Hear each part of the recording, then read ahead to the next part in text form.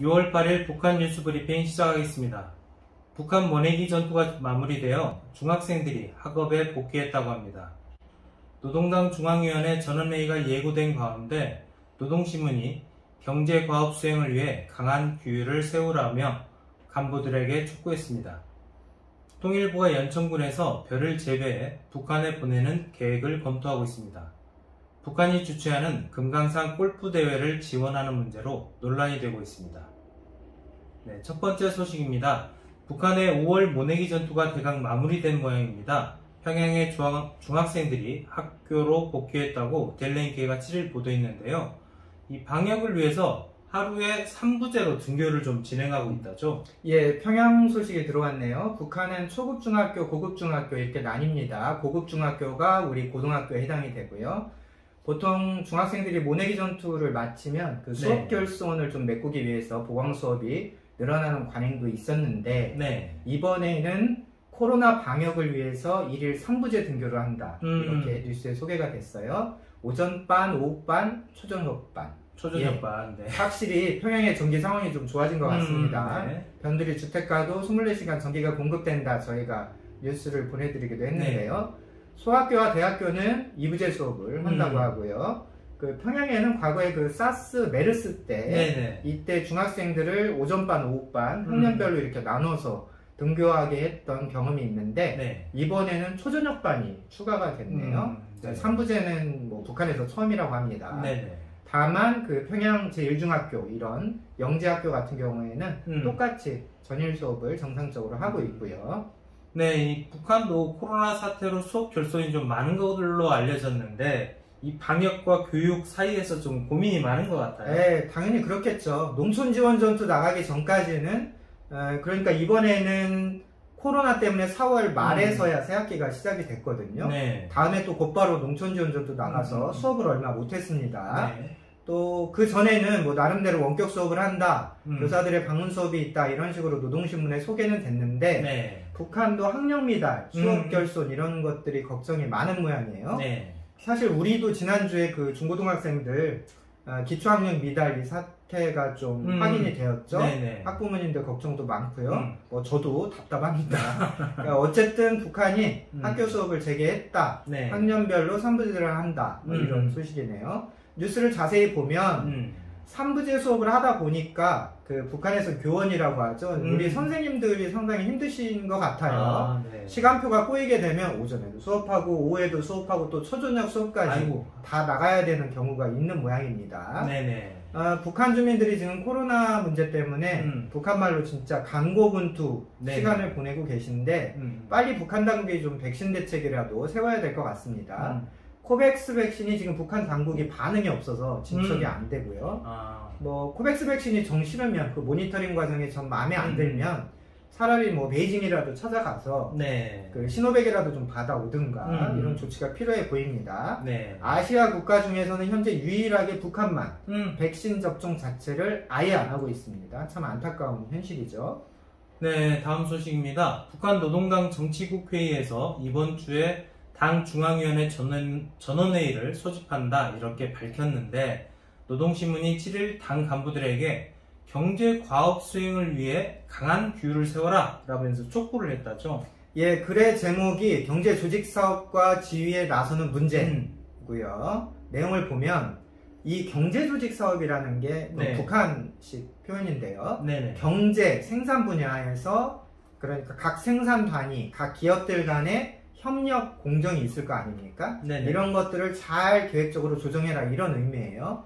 뭐 원자재, 중간재 또 마감 단계까지 이런 과정을 좀 매뉴얼화해서 누가 얼만큼 했고 왜 안 됐는지 이런 걸 따지자 이런 얘기인데 사실 과거 관행만 놓고 보면 북한이 이런 식입니다. 제철소에 가서 간부가 야 왜 철강 생산 안 하나 이러면 전기가 오지 않습니다.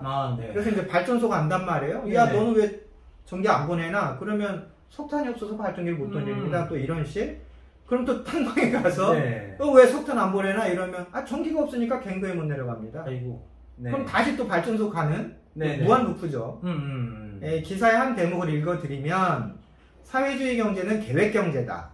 한 단위라도 계획 규율을 어기면 연관 단위들이 영향을 받게 되어 나아가서는 전반적 경제 발전에 커다란 지장을 주게 된다. 이런 식으로 지적을 하게 됐어요. 네, 뭐 이런 식의 지적은 좀 과거에도 많이 있었던 것 같아요. 제 기억에도. 근데 이제 이번에 이런 지적이 나온 것과 뭐 어떤 차별성이 좀 있을까요? 예, 노동신문을 저희 같은 사람들이 매일 보면 그 말이 그 말인 것 같긴 한데 사실 나름대로 디테일이 그때마다 있습니다. 김정일 시대 그리고 김정은 집권 초반 대략 네. 2015년 정도로 나눠볼게요. 네네. 그 전에는 이 경제 문제에 관련된 촉구들이 네. 일단 많이 만들어라 이런 겁니다. 많이. 예. 김정일 때는 뭐 많이 어떻게 해요? 그러면 그 니들이 알아서 하고 니들이 보고한 계획을 달성해 뭐 이런 식이었고 김정은 초반기에는 네. 인센티브를 많이 줄 테니까 니들이 알아서 좀 많이 만들어라 뭐 이런 논조였어요. 네네. 그런데 요즘에 특히 올 상반기에는 분담된 역할을 좀 제대로 해라. 너희가 펑크를 내면 다른 데가 다 틀어지잖아. 이런 논조가 좀 많아졌습니다. 노동신문에 보니까 이번 기사에서 맵짠 총화 이런 단어가 나오는데요. 네네. 매섭게 뭐 네. 평가하라 이런 뜻으로 해석이 되죠. 못했으면 왜 못했는지, 목표량 미달이 왜 나왔는지, 다음에는 어떻게 이것을 만회할 것인지 이런 걸 아주 조목조목 평가라는 뜻으로 해석이 됩니다. 네네. 김정은이 확실히 좀 군기를 잡고 있는 것 같아요. 네네네. 이번 주에 열리는 당 중앙위 전원회의 네. 여기에서도 아주 강도 높게 이런 비판과 질책이 이어질 것으로 보이는데 아마도 뭐 당비성 중에 한두 네. 명이 또 옷을 벗지 않을까 뭐 이렇게도 예상이 됩니다. 네, 마지막 소식입니다. 통일부가 경기도 연천군 군남댐 홍수조절 부지의 국유지에다가 평야 경작지라는 걸 조성하고 이곳에서 수확된 벼를 북한에 지원할 계획이라고 합니다. 또 지난주에는 이인영 장관이 북한이 내년 세계 골프대회가 금강산에서 열릴 수 있도록 지원하겠다 이런 의지를 표명했는데 이 통일부의 이벤트가 유엔의 대북제재 위반 아니냐 뭐 이런 논란이 많아요. 예, 그 통일부가 이번 정부가 하도 이제 북한에 뭐 해주겠다는 게 많으니까 아이디어만 나오면 이거 제재 위반 아닙니까? 이런 질문들을 기자들이 많이 하게 되었죠. 네. 근데 어쨌든 이 정도를 가지고 좀 대북제재 얘기하기는 좀 어렵습니다. 자, 본 내용을 보면 연천군에 있는 국유지에 쌀 농사를 지어서 북한에 보내주겠다는 아이디어입니다. 네네. 이 근방에 이제 군남댐이라고 있는데 네. 북한이 툭하면 이 황강댐 물을 방류를 해서 우리가 그 일종의 그 물 범람 피해를 자주 받고 있죠. 그렇죠. 몇 년 전에는 우리 국민 6분이 돌아가신 그런 일도 있었습니다. 네네. 하필 여기에다가 이 국유지에다가 쌀 농사를 지어서 북한에 보내준다.